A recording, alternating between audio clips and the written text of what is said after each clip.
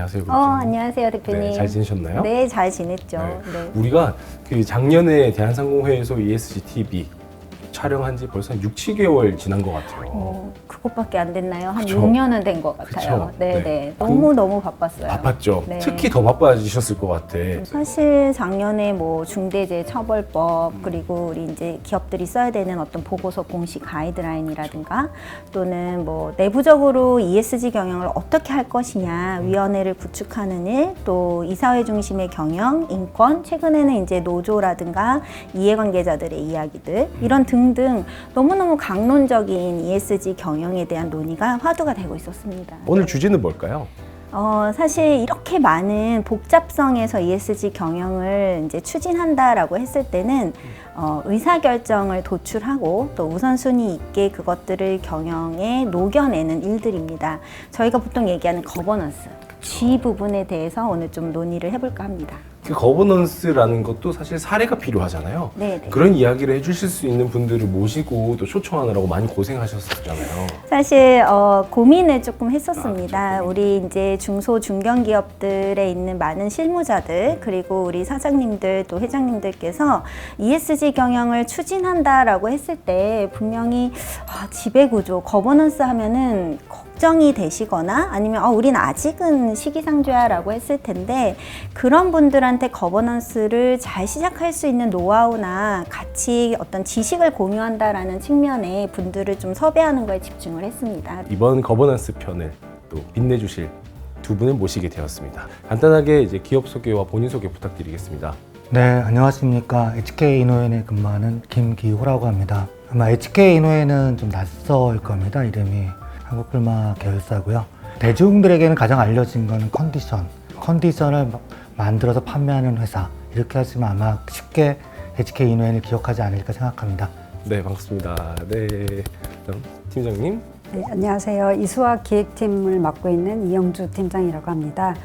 이수학은 이수그룹 계열사고요. 저희는 세제 원료 생산 판매로 시작해서 최근에는 스페셜티 케미칼 컴퍼니로 변화하고 있습니다. 반갑습니다. 네.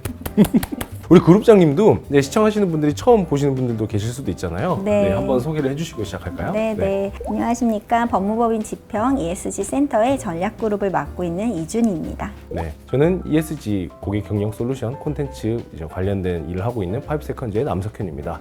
반갑습니다. 네. 많은 기업들이 사실 거버넌스를 매우 어렵게 생각을 하고 있습니다. 그리고 지배구조원의 어떤 평가라든가 또는 글로벌 평가기관들의 지배구조나 지배구조 보고서의 공시 내역들을 보면 사실 우리 중소중견들이 쉽게 공시하거나 활동하기가 매우 어려운 부분들이 많이 있어요. 근데 이게 어려워서 사실 우리는 먼 얘기다, 이거는 우리랑 맞지 않는다, 이러한 걱정보다는 사실은 조금씩 그 형태를 갖춰가는 것이 굉장히 중요하다고 생각을 합니다.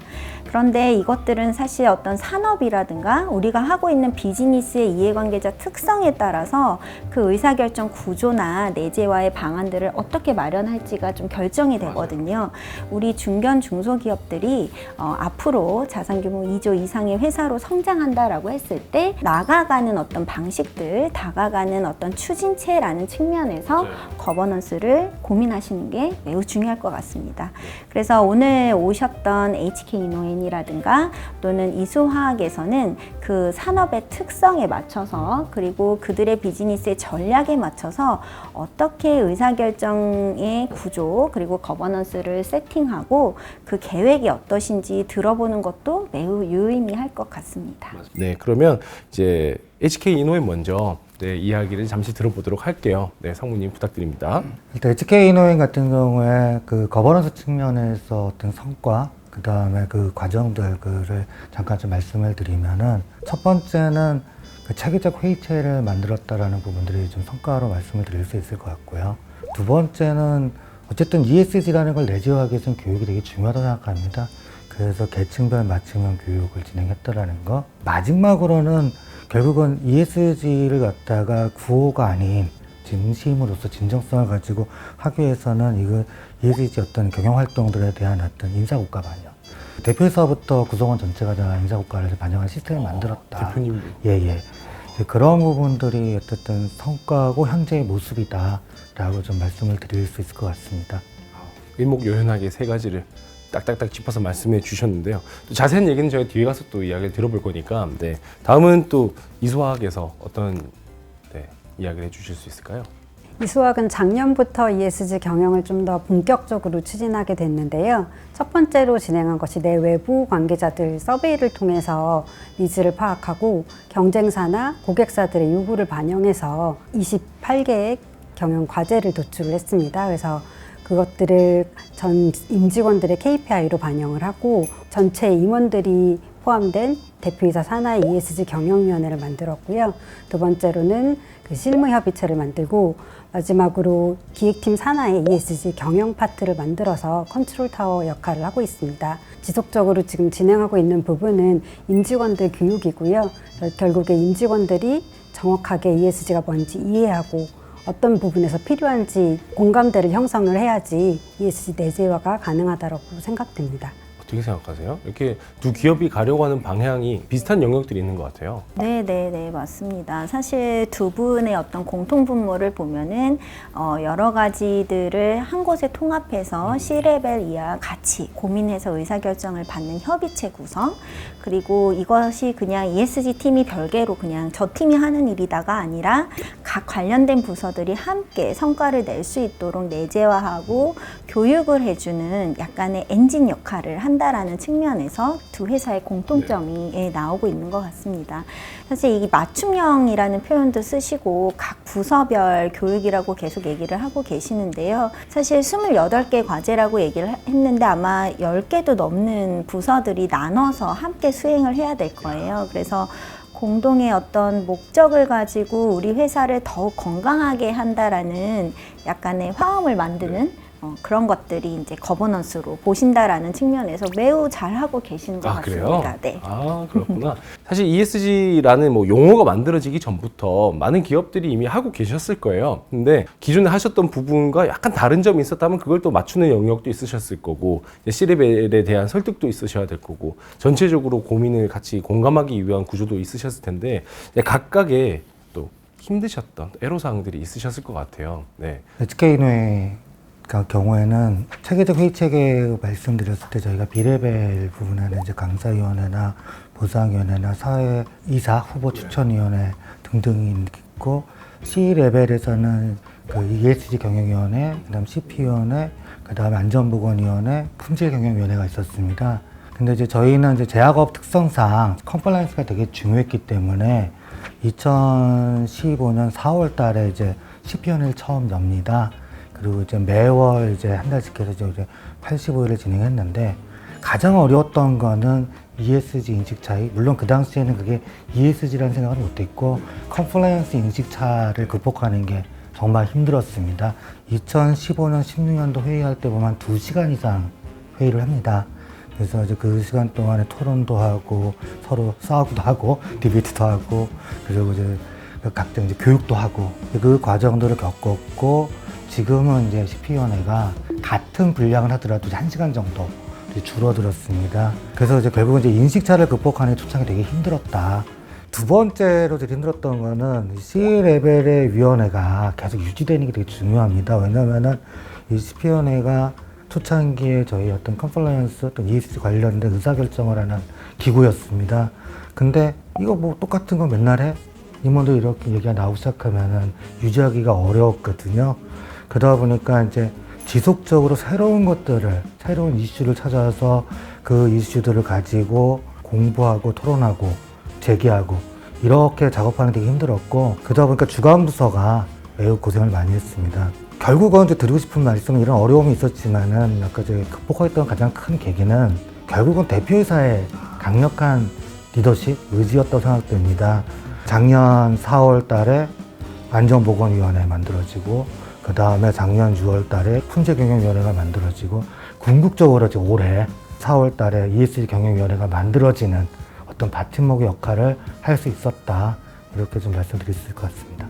너무너무 바람직한 어프로치를 하신다라고 생각을 한 거는 우리가 비즈니스를 하면서 다 같이 모여서 치열하게 고민을 하고 그것들이 리스크가 되지 않도록 합의점을 끌어내는 게 되게 중요한데 되게 중요한 이슈별로 협의체를 구성을 했고 그것들에 대한 내재화가 되니까 사실 작년에 통합된 ESG 협의체를 되게 쉽게 만드신 거잖아요. 저는 상무님 얘기 들으면서 ESG 경영을 할 때 우리 그 관련 팀들의 어떤 역할이라는 부분에서 저희가 이제 중장기 로드맵을 수립을 하는데 그때 되게 두 가지 중요한 기능을 얘기를 합니다. 하나가 센싱, 더듬이 역할을 하는 거죠. 그리고 두 번째가 모니터링. 우리가 하기로 한 것들이 제대로 잘 되고 있는지 프로그레스 체크를 하는 거예요. 사실 센싱하고 모니터링을 하려면 이 부서가 굉장히 오지랖스러워요. 그러니까 이 부서가 하는 일 어려운 거 없는지 그리고 이걸 묶어서 또 사장님께 보고도 하고 또 사장님한테 보고를 하면서 그 현업이 할 수 있도록 지원하는 조직이 되는 거죠. 역할이? 그래서 굉장히 중요한 어떤 전략을 지원하는 조직이 되고 그 안에서 지금 아까 그 유지하시기 어려웠다라는 과정에서 그 더듬이 역할의 센싱과 그리고 프로그레스 체크를 하는 모니터링 이야기를 두 개 다 하셨습니다. 그래서 너무너무 저는 공감을 가진 사례로 들었습니다. 거버넌스 얘기를 하면서 아까 상무님도 얘기해 주셨지만 원래 하고 있던 고민들을 좀 더 경영에 접목하면서 고도화시키는 역할들을 좀 실무자께서도 해주시고 대표님께서도 관심을 가져주셨던 것 같거든요. 이수학은 어떠셨어요? 네, 이수학도 뭐 ESG 경영에서 사실 비재무적인 모든 걸 포괄하고 있기 때문에 그동안 안 했던 건 아니지만 ESG 경영이라는 그 이름 안에 넣고 그것들을 설득하는데 좀 애로사항들이 있었습니다. 그래서 과연 ESG 경영이 뭔지에 대해서 설명하고 공감대를 형성하는 데 좀 시간이 걸렸었고요. 그걸 하기 위해서 그러니까 임직원들 대상으로 수차례 세미나를 진행을 했고 전체 직원들을 대상으로 한 17차례에 걸쳐서 10명씩 오프라인 강의를 진행을 했습니다. 그래서 개별적으로 눈맞춤을 하면서 실질적으로 저희가 왜 이수학이라는 회사가 더 선제적으로 ESG를 해야만 하는지, 왜 필요한지에 대해서 좀 설득을 하는 과정들을 좀 진행해 왔습니다. 대표이사의 리더십도 가장 중요하지만 두 번째로 임직원들이 제대로 ESG를 이해하고 체화해서 좀 중장기적으로 ESG 동력을 잃지 않게 해주는 그런 힘이 될 거라고 생각하고 있습니다. 거버넌스가 만들어지면서 내재화되면서 그 전부터 있었던 이슈를 대응하거나 아니면 새로운 이슈에 대응하거나 하셨던 게 있을 텐데 산업별로 좀 어떻게 대응을 하는 게 좋을까요? 그 산업이 갖는 여러 가지 이슈들이 있습니다. 플랫폼이나 IT 기업 같은 경우에도 사실 어떻게 보면은 굉장히 비즈니스 하는 부분들이 제조업과는 또 다르잖아요. 그렇기 때문에 이 플랫폼 비즈니스가 사회에 미치는 영향들이 또 다릅니다. 그래서 기업이 미치는 영향과 그들의 이해관계자들의 요구가 달라지는 그 지점에서 우리는 사회적 책임과 지속 가능 경영 숙제들이 나오게 될 거고, 이제 IT나 플랫폼 같은 경우에는 노동이라든가 또 시장의 어떤 구조를 바꿔가는 어떤 경쟁법적인 측면에서의 공정함, 이런 부분들이 또 과제로 도출이 되기도 할 것으로 보여집니다. 옆에 있는 다른 회사가 직면하고 있는 규제나 이런 걸 잘 모를 수도 있잖아요. 어때서 상무님 이제 이야기해 주실 수 있는 이제 산업의 비즈니스에 따라서 어떻게 제약바이오가 대응을 해왔고 또 하셨는지. 제약바이오는 매우 명백한 특징이 하나 있죠. 생명을 다룬다는 거. 생명을 다루는 의약품을 만들다 보니까 국내뿐만 아니라 국외도 해외 다국 선진국도 상당히 고도의 그 규제 산업입니다. 기본적으로 그 규제라는 게 나쁜 규제가 아니라 아까 말씀드린 생명을 다루는 업종이다 보니까 그러다 보니까 그 규제를 할 수밖에 없는 거고 그 규제를 따라야 되는 거고 국내 회사들끼리 또는 국내사랑 다국적사들끼리 뭐 같이 코어 프로모션, 코어 마케팅 하더라도 반드시 요구하는 거는 컴플라이언스를 제대로 지키고 있느냐를 확인하고자 합니다. 그런 부분들에 대해서 ISO 37001이라든지 37301 또는 CP 등급 평가 이런 인증 여부에 따라서 그런 부분들을 갖다가 확인을 하고 그것이 있어야만이 사업 파트너로서 인정을 받고 있고요. 두 번째 제도적인 측면에서 이제 규제 관련해서 이제 대응하는 이제 시스템들 이제 만드는 부분들에 대해서 잠깐 설명을 드리면은 HK 이노행 같은 경우는 2014년에 전자 모니터링 시스템이라는 걸 자체적으로 개발해서 구축을 했는데 그건 뭐냐면은 아까 말씀드렸던 것처럼 제약산업이 갖고 있는 규제산업의 특징을 나타내는 거라고 생각합니다. 그래서 약사법이나 공정거래법 등 관련 규정들이 요구하는 컴플라이언스를 제대로 지키고 있는지에 대한 모니터링하는 시스템을 좀 만들었고요. 그 다음 2018년에는 국회와 정부가 의약품 시장의 유통 투명화를 위해서 지출 보고서라는 것들을 갖다 공개하는 제도를 또 도입을 했습니다. 여기에 맞춰가지고 지출 보고서 관련된 시스템 구축을 했고, 최근에 구축한 거는 이제 뭐 공급망 관리라든지 뭐 여러 가지 이슈들 때문에 제3자 관리 부분들이 되게 중요시 요구가 되고 있습니다. 그래서 그 HK 이노엔이 도입을 할 때는 공급망 관리보다는 제약 의약품 유통, 제약 CP 관련된 부분에도 제3자 관리가 필요했기 때문에 도입을 했는데, 시스템 이름은 원바디입니다. 2021년에 도입을 했고요. 그리고 2023년 내년에는 이제 유통이 아니라 구매까지 공급망 관리할 수 있는 부분들을 지금 구축을 하려고 합니다. 그리고 24년 이후에는 인권 경영이라든지 뭐 이런 부분들까지 아우를 수 있는 그 실질적으로 제3자 관리할 수 있는 시스템으로 좀 발전시켜 나갈 생각입니다. 네. 저희가 이제 공급망 관리에 대해서 이야기를 들은 게 얼마 안 된 것 같은데, 이게 2023년까지 그런 공급망 구매까지 다 컨트롤하는 시스템이 만들어지는 게 그룹장님께서는 어떻게 그걸 보시나요? 워낙 이제 제약바이오가 이제 리베이트라든가 또 이제 하도급법이라든가 여러 이슈들이 많기 때문에 그 부분을 늘 깨끗하고 투명하게 관리해야 되는 어떤 영역들이 있어 왔습니다. 그래서 그런 부분들을 내재화하는 과정에서 이제 공급망의 관리나 구매까지, 그리고 협력사 관리까지도 관리 대상과 관리 영역들이 이제 넓혀지는 모습으로 이제 보여지고 있고요. 너무 잘, 진짜 우리 HK 이노엔 진짜 잘한 것 같습니다. 근데 한 가지 좀 궁금한 거는 그 산업의 특성을 기반으로 이제 또 CP 중심의 이제 거버넌스를 잘 구축해 오셨고, 또 작년에 ESG 이제 위원회라는 측면에서도 구축을 하셨는데, 그럼 앞으로 HK 이노엔은 이러한 ESG 경영의 구축된 거버넌스를 어떠한 방향으로 이제 통합 내재화하실 계획인지 그런 부분들이 좀 궁금하긴 하네요. 예. 제가 생각하기에는 거버넌스의 어떤 발전 단계를 좀 크게 3가지 정도를 이렇게 정리를 했었습니다. 기업이 의사결정하는데 최소한의 관리 체계를 만드는 전통적인 거버넌스. 제약회사 입장에서는, 제약바이오 입장에서는 이게 컴플라이언스였겠죠. 네. 그 다음에 품질 경영. 이게 기본적으로 돼야만이 기업이 의사결정을 하니까 이 단계가 첫 번째 단계고, 두 번째 단계는 그 이해관계자들의 요구들을 갖다가 받아들이고 충족하고 리스크 관리를 고도화할 수 있는 단계. 저는 이제 그걸 체계적 거버넌스라고 하는데, 아마 그 이노엔은 여기에 들어간 것 같습니다. 이제 올해 4월달에 ESG 경영위원회를 만들면서 그 체계적 거버넌스를 이제 만들어가는 단계에 이제 들어온 것 같고요. 궁극적으로 이제 3단계를 저희는 이제 목표를 하고 있는데, 3단계는 기업이 선제적인 기준을 만들어서 법이나 그 다음에 그 사회나 그 다음에 규범 등의 어떤 것들을 이제 개선시켜가지고 지속 가능성을 확보하는 관리 체계를 만드는, 저는 이제 지속 가능한 선제적 거버넌스라고 하는데, 이 단계의 목표로 이제 가야 될 거라고 보여집니다. 이제 앞으로 더 많은 노력들을 통해서 이제 3단계를 가야 되는데, 결국은 뭐 여기서도 그 가는데 제일 중요한 거는 구성원들의 어떤 지속적인 이제 관심, 자발적인 참여 뿐만 아니라 이제 정말로 이제 받쳐줘야 되는 거는 이제 계속 말씀드렸지만은 최고 경영자, 대표이사의 리더십. 이게 결국은 이것들을 삼가 이러한 식의 단계적인 거버넌스 발전을 만들어내지 않을까 생각합니다. 화학 분야가 또 ESG 생태계가 맞물려서 이야기들이 많잖아요. 어떠셨어요? HK 이노엔이 다루는 게 생명을 다루는 거라고 하면, 사실 화학기업은 생명에 해를 끼칠 수 있는 산업입니다. 그렇다 보니까 안전사고에 대한 그런 피해가 클 수가 있고, 그런 부분에 대한 그런 규제가 되게 강화되고 있습니다. 다들 아시다시피 올 초에 중대재해처벌법이 이제 시행이 되면서 저희도 좀 더 그런 고도화를 위한 노력들을 하고 있는데, 사실 이수화학 같은 경우는 7년 전부터 안전 문화를 이제 확립하고 다양한 안전 환경 관련된 활동들을 진행을 하고 있고요.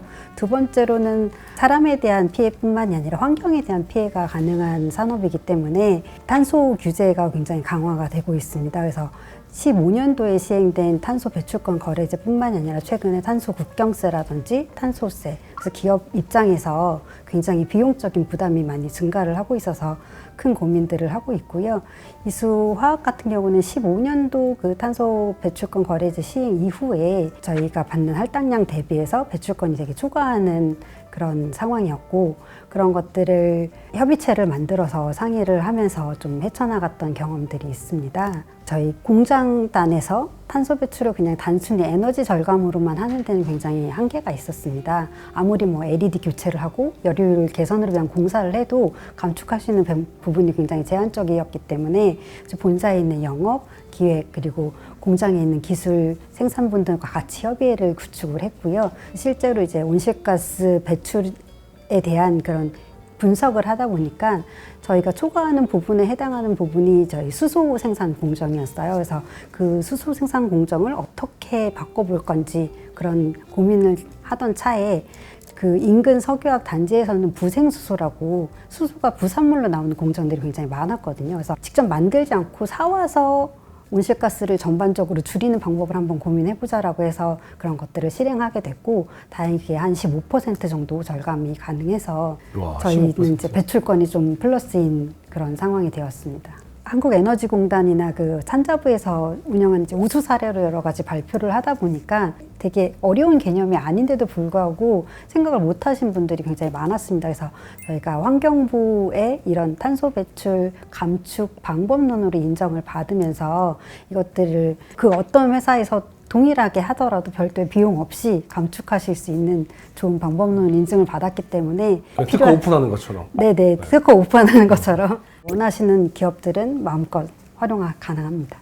이수화학에서 이제 신규 사업을 추진을 하다가 보니 그 고객들의 요구사항뿐만이 아니라 환경법 규제라든지 아니면 그런 다른 외부 변수에 의해서 갑자기 저희 열심히 추진하고 있던 신규 사업이 드랍해야 되는 그런 안타까운 일들이 많이 있었는데요. 그래서 그런 과정에서 저희가 고민을 했던 부분이, 그러면 저희 신규 사업 발의 단계부터 단순히 이거를 기술 개발 가능성과 수익성만 볼 것이 아니라 환경법 규제나 그 ESG 트렌드라든지 그런 경영 전략적인 관점에서 좀 검토를 하자라는 생각을 하게 되었고요. 저희가 스테이지 게이트라는 시스템을 구축하게 되었습니다. 스테이지 게이트라 하면 저희가 신규 사업 아이템을 발의해서 그거를 이제 상업화할 때까지 그 각각의 단계별로 꼭 체크를 해야 되는 사항들을 체크하고, 그래서 저희 이수학 같은 경우는 9개 유관부서가 신규 사업 협의체를 구성을 해서 그 각 단계별로 논의해야 되는 사항들을 논의하고, 신규 사업 이제 개발을 하다 보면 허들들이 굉장히 많이 존재를 하거든요. 그래서 그런 허들들에 대해서도 한 부서에서 해결할 수 없는 부분들을 합심해서 아이디어를 발굴하고 같이 이제 해결해 나가는 그런 것들을 진행하고 있습니다. ESG 경영의 가장 중요한 거버넌스의 핵심입니다. 각각의 사일로를 없애고 중장기적인 어떤 가치를 공동으로 보는 거죠. 사실 KPI의 설정도 되게 연결이 있을 것 네. 같아요. 각 부서가 각각의 KPI만 한다면 그렇지. 사실은 기업 전반적인 중장기 차원에서 합의를 이뤄낼 수가 없기 때문에 지금 우리 이수화학의 그런 스테이지 게이트 같은 시스템은 굉장히 중요해 보입니다. 거버넌스에서는 어떤 니즈 베이스로 각 부서가 협업을 해서 이제 기회를 만들어내는 부분들이 이제 활성화가 되는데, 이런 것들이 이제 경영에 시스템적으로 내재화가 되고 있는 어떤 부분들이 보여집니다. 하나의 어떤 시작점에서의 경영 활동이 다 연결이 좀 있기 때문에 제조 부분에서는 신제품을 출시하다든가 화학에서도 어떤 새로운 기회나 비즈니스를 봤을 때 다 같이 협의하는 협의체가 필요한 거죠. 사실 이러한 실무 협의체가 되고 굉장히 중요한 사항이다라는 부분들을 이제 C레벨의 의사결정에 올리고 또 필요하면은 이사회 보고까지 하는 것들이 이해관계자 경영, 이사회 경영의 이제 핵심 거버넌스라고 볼 수 있습니다. 내 의사가 경영에 반영이 되는구나 라는 부분들이 새로운 아이디어들, 그다음 새로운 생각들을 갖다가 계속 꾸준하게 만들어내는 역할들을 하거든요. 그렇기 때문에 반드시 위에서 내려오는 것만이 중요한 게 아니라 밑에서 또 올라갈 수 있는 그런 통로를 만드는 거 되게 중요하다는 점에서 국장님 말씀에 전적으로 동의합니다. 네, 감사합니다. 그 네. 어머스 이렇게 가는 과정에 놓여져 있는 게 제일 중요한 게 말씀하셨던 KPI와 또 교육에 대한 얘기가 빠질 수가 없는 것 같아요. 그 두 가지가 없으면 말씀하신 대로 나는 값은 자재만 잘 들여오면 되가 아니라 전체적으로 이 회사의 ESG 경영에 도움이 되는 자재를 선택하기 위한 직원이 해야 되는 의사결정에도 사실은 교육이 들어가야 되는 과정인 거잖아요. 교육 같은 경우는 진짜 그 거버넌스가 뭐 투명한 의사결정 체계를 만든다고 한다면은 그것만큼도 되게 중요하게 교육을 생각합니다. 왜냐하면은 사람들이 움직여야 될 거예요. 맞아요. 그 사람들을 변화시켜야 될 거니까. 네. 내재화시키는 데 있어서 교육은 되게 중요하다고 생각들고, 그렇기 때문에 저희가 물론 이제 컴플라이언스 중심으로 초창기 시작할 때도 계속 교육을 되게 중요시 여겼습니다. 또 이제 그런 부분들 하나가 고민해서 나왔던 이제 사례 하나는 CB 체인지 리더랑 에이전트라는 것들을 임원, 조직장, 그 다음에 매니저를 중심으로 해서 양성을 합니다. 외부 전문가들의 교육들을 받고 이분들이 교육을 하는데 자기 조직을 교육하지 않고 교차 교육을 시킵니다. 왜냐하면 자기 교육을 하는 거는 내 조직장이니까 내 임원이니까 그렇게 얘기할 수 있어. 근데 다른 임원에서 교육을 한다 그러면 다르거든요. 아, 진짜 회사가 ESG를, 컴플라이언스를 넘버원으로 생각하는구나. 이런 효과 때문에 저희가 그 제도를 2019년도 도입을 하고 있고, 그 성과는 꽤 큰 것 같아요. 그 다음 두 번째는 교육을 하기 위해서 되게 신경 쓰는 거는 교육이 결국은 효과를 나타내야 되지 않습니까? 그러니까 항상 교육이 끝난 다음에 효과성 평가를 하고, 그래서 강사에 대한 평가, 그래서 우수한 강사는 연말에 시상도 하고, 그다음 두 번째는 구성원들, 나중에 KPI도 설명을 드리겠지만은 테스트를 봅니다.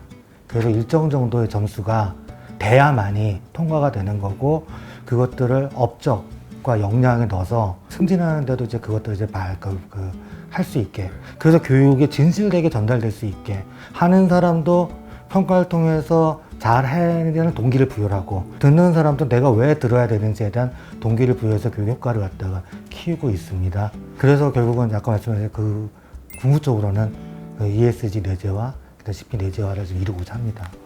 지금 말씀 주신 것처럼 사실 교육은 거버넌스의 핵심입니다. 그래서 글로벌의 ESG 경영의 역사가 깊고 또 거버넌스 체계가 정말 잘 되어 있는 기업들을 보면 이 휴먼 캐피탈 매니지먼트, 인재 양성과 또 우리 사람들의 어떤 교육, 그리고 어떤 인권 경영, 또 사람 중심의 비즈니스에 대한 내재화를 엄청 신경을 쓰는데, 그 부분에서 교육이 핵심이고, 그 교육이 어떤 구성원들의 어떤 그런 역량을 강화시키고 의사결정과 고도화가 되는 거버넌스의 핵심으로 작용하게 됩니다. 그 인재 경영이 네, 캐피탈이라는 말로 들으니까 네, 되게 네. 회사의 어떤 자산이냐 자본이냐 네, 이런 네, 느낌까지 와닿네요. 네. 결국 사람이 하는 일이라고 하신 이제 상무님 말씀이랑 약간 일맥상통하는 것 같아요. 성훈이 말씀하시는 거 들으니까 저희 이제 교육을 좀 더 심화해야겠다. 막 받아 적으셨어요. 우리도 저거 해야겠다. 저희는 이제 임원들하고 이제 좀 그 유관 팀장님들 대상으로 조금 스페셜한 주제를 가지고 좀 교육을 진행을 했고요. 지금까지 진행한 게 컴플라이언스, 환경, 그리고 이제 내일도 진행 예정인 게 자원순환, 그리고 탄소 중립도 이제 좀 진행을 하려고 하는데, 이 교육에 대해서 좀 더 심각하게 고민하게 된 게 작년 말 올 초에 KPI를 선정을 하다 보니까 사실 하면 좋은 건 알겠는데, 아, 내가 왜 꼭 이걸 다 해야 돼? 이런, 그리고 우리 부서 혼자만의 힘으로는 할 수가 없는데 이런 부분들이 있어서 유관 팀들이 같이 같은 공동 지표를 가져가게 하는 KPI를 선정을 하고 교육에 좀 더 힘을 쓰게 됐던 그런 부분이었습니다. 근데 대표님들이 직접적으로 이렇게 ESG 경영에 막 내가 들어갈래라고 사실 하시기 전에 흐름이다 보니까 실무자분들도 많은 관심을 가지고 이렇게 보실 텐데, 이 영상을 시청하신 우리 중소중견기업 실무자분들, 또 더 나아가서는 대표이사님들께 이 거버넌스를 내재화하기 위해서 어떻게 접근을 하면 좀 쉽게 시작해 나갈 수 있을까요? 이수학의 경우에 중견기업이기 때문에 유수의 그런 대기업처럼 이사회사나 위원회를 설립하고 그렇게 진행하는데 좀 애로사항들이 많았습니다. 그래서 이사회 없이도 거버넌스를 좀 더 쉽게 접근해보겠다라고 하면 좀 조언해드리고 싶은 부분이, 다양한 경험과 역량을 가진 임직원들이 같이 모여서 같은 주제에 대해서 고민을 하고, 또 내 외부 이해관계자들의 니즈에 귀 기울이다 본다면 과정들을 통해서 얻어지는 정보들이 있을 겁니다. 그런 정보들을 통합해서 주요한 의사결정을 하고, 그 의사결정한 내용들을 실행을 한다면 이게 바로 거버넌스의 내재화가 아닌가 이렇게 생각합니다. 정리를 딱 해주셨어요. 이제 ESG 거버넌스가 뭐야 라고 하시면 요거 캡처해서 딱 보고 하시면 될 것 같은 느낌이 들어요. 상무님께서도 우리 이제 선배님으로서 ESG를 위해 이제 가시는 분들께 조언을 해주신다면 어떤 이야기가 있을까요? 중견, 중소기업뿐만 아니라 ESG를 하고자 하는 기업들 또는 실무자들이 가장 고민되는 지점은 아마 거버넌스 G 부분일 겁니다. 그러니까 E나 S 부분들은 좀 이렇게 좀 형상적으로 보이는데 이 거버넌스 부분들은 잘 안 보이죠. 저희가 이렇게 뭐 장표를 만든 거 보면은 S 레벨, 뭐 M 레벨, B 레벨, C 레벨 이렇게 하면서 회의체 이렇게 만드는데 그걸 보면은 저도 그랬을 것 같습니다. 뭐 어떡하라고. 이런 부분들이 항상 의문점이 생기고 이런 부분들에 대해서 답을 못 찾게 되면 포기 이러죠. 근데 실제로는 이노인도 그렇고 이소하게 있던 부분들은 아마 회사들이 하고 있는 것들이죠. 기본적으로 제조업체라면 할 수밖에 없는 다양한 협의체들이 이미 운영을 되고 있는 거죠. 다만 그거에 묶여있지 않았을 뿐인 거고 그것이 ESG라는 이름으로 안 가 있지 않았을 뿐이다라는 말씀을 먼저 좀 드리고요. 어떤 거버넌스를 갖다가 만약에 제일 중요한 거는 그 회사한테 가장 중요한 이슈를 먼저 찾아내는 것들이 되게 중요하다고 생각합니다. 이 이슈가 워낙 중요하기 때문에 최고 경영자도 관심을 가질 수밖에 없을 거고 구성원들도 관심을 가질 수밖에 없을 겁니다. 모든 구성원들이 중요시 여겼던 이 이슈였기 때문에 하나가 될 수 있다라는 그리고 더욱더 그 회사가 발전할 수 있고 궁극적으로 지속하는 경영을 이룰 수 있다라는 이런 부분들의 장점이 분명히 있을 것입니다. 두 분 모두 정말 좋은 얘기를 해주셨는데 저는 이게 다른 내용인가라고 생각을 하면서 계속 집중을 해봤는데 제가 느낄 때 좀 비슷한 게 많았어요. 그러니까 how to에 대한 얘기를 조금 단계적으로 나눠서 해주신 것 같아요. 그러니까 거버넌스가 진짜 뜬구름처럼 멀리 엄청 높고 넓은 하늘이 아니라 지금 눈앞에 있는 계단 하나라는 관점에서 접근하실 수 있게끔 진짜 약간 이렇게 다운시켜 주신 게 되게 중요한 포인트인 것 같아요. 저희가 보통 ESG 경영이라고 하면 이해관계자 경영이라고 합니다. 사실 거버넌스는 이해관계자들의 어떤 니즈와 그리고 우리가 해야 되는 책임을 잘 듣고 잘 이행할 수 있는 어떤 플랫폼이라고 생각하시면 될 것 같아요. 그래서 오늘 두 기업 사례를 보면 대표님 말씀하신 대로 공통분모가 결국에는 이해관계자들의 니즈를 잘 센싱하고 그것들을 비즈니스에 도움이 되는 부분으로 협의해서 이루어 나가는 모든 과정들, 결국 저희 이제 이 영상 앞쪽에 이제 센싱과 모니터링이라는 얘기로 시작을 했는데요. 그 센싱과 모니터링이 기업 문화가 되고 또 그것들을 끌고 나가는 리더십이 가장 중요한 요소로 어떤 구성 패키지라고 생각을 하시면 될 것 같습니다. 네. 저희도 요즘에 영상을 많이 보면 거버넌스 쉽다 이렇게 얘기를 하지만 안 와닿는 경우들이 좀 많아요. 그래서 지금 내가 거버넌스를 시작하려면 어떻게 해야 돼? 라는 질문을 누군가 받았을 때 보여주시기에 가장 좋은 사례들로 구성을 해주셔가지고 너무 좋았었고 저도 많이 배워가는 것 같습니다. 네, 마지막으로 ESG 리더십은 사실 등대 같다라는 생각을 합니다. 그래서 많은 리스크와 또 앞으로 펼쳐질 여러 가지 경영 환경에 우리 전사적으로 우리의 기업이 가야 되는 방향을 잘 의사결정해주고 지지해주고 길을 밝혀주는 역할이 사실 ESG 경영 거버넌스의 또 리더십의 정의가 아닐까라는 생각을 좀 해보았습니다. 완전 마지막으로 두 분 지금 이 콘텐츠를 보시는 분들도 되게 비슷한 예전에 두 분의 모습이실 수도 있거든요. 그분들에게 한마디 해주신다면 어떻게 말씀해 주실 수가 있을까요? 저는 이제 ESG를 처음 접했을 때 사실 저도 생소하고 되게 어렵다라고 느껴졌는데 이 영상을 보고 계신 분들이 생소하고 어려운 것이 아니다라는 걸 제일 먼저 이해를 하시는 게 제일 좋을 것 같아요. 기존에 저희가 해왔던 거를 ESG라는 그런 다른 시각으로 한번 바라보고 그 관점에서 이제 엮고 묶는 과정이라고 보시면 될 것 같거든요. 그래서 부탁드리는 게 어렵다는 생각을 제일 먼저 버리시는 게 제일 중요할 것 같습니다. 어렵다는 걸 버리는 게 중요하다. 네. 성우님. 결론적으로 말씀드리면은 똑같습니다. 이 팀장님이랑 ESG는 어렵게 생각하면 어려운 거고요. 쉽게 생각하면 생각하면 쉬운 거다. 근데 가능하면은 쉽게 생각하셨으면 좋겠다. 그 쉬운 방법은 주위에서도 찾으시면 된다. 그러면 할 수 있다. 네, 이상입니다. 처음 막막하실 수 있는 분들한테 이제 꿈과 희망이 되실 수 있는 이야기들을 해주셨어요. 멀지 않다, 가깝다. 제가 꿈과 희망을 가졌습니다.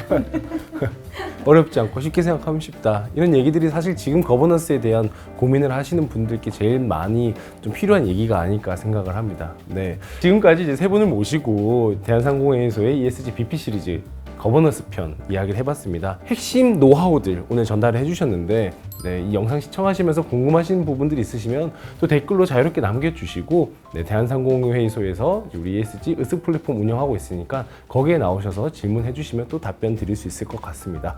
네, 그럼 이상 거버넌스 편 마무리하도록 하고요. 오늘 귀한 시간 내주셔서 감사드립니다. 감사합니다. 네, 감사합니다. 네.